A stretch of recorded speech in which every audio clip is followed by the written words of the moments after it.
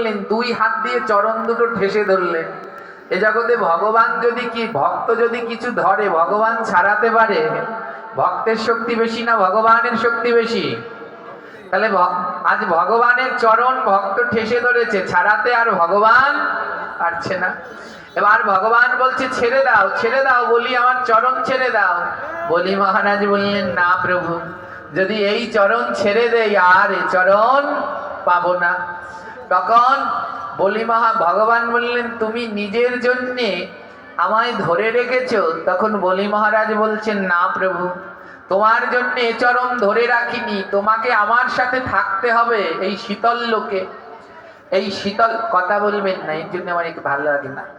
এই শীতল লোকে, এই শীতল লোকে তোমাকে আমার সাথে থাকতে হবে। হ্যাঁ, এই শীতল লোকে থাকতে হবে।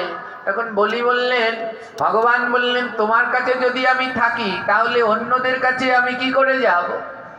তখন ভগবান বললেন প্রভু আমার নিজের জন্য নয়, আজ তুমি যদি আমার কাছে না থাকো জগতের তোমার কলঙ্ক হবে, তোমায় সবাই ছলনাকারী বলবে, তাই তুমি আমার কাছে থেকে যাও। তখন ভগবান বললেন না না, এই সত্য যুগে আমি পারবো না, কলি যুগে যখন আমি গৌর লীলা করব, এই গৌর লীলা সমাপ্ত করে আমার স্বপার্ষদে আমি শীতল লোকে চলে যাব। তাই মহাপ্রভু এবং মহাপ্রভুর যত পার্ষদ এখন কোথায় আছেন? শীতল লোকে। এই যে আমরা বসে আছি এর নাম ভূলোক, এর নিচে আছে অতল, তার পরের লোকের নাম বিতল, আর তার পরের লোকের নাম শীতল। এই শীতল লোকে মহাপ্রভু এবং তার সমস্ত পার্ষদগণ আছে বলি মহারাজের কাছে। এই বলি মহারাজ জগতে 11 জন চিরঞ্জীব আছে, যারা জন্মেছে মরেনি, তাদের মধ্যে একজন হলো বলি।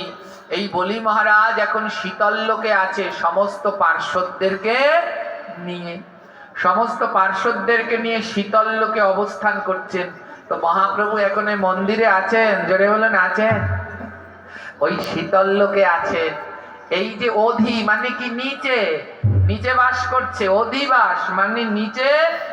এখন সেখান থেকে ডেকে এই মন্দিরে আনার যে কীর্তন, তার নামই হলো অধিবাস।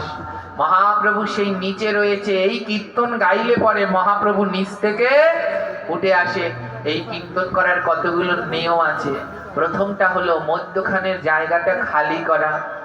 এখন তো সব আমরা হয়ে গেছি, কিছু নিয়ম পালন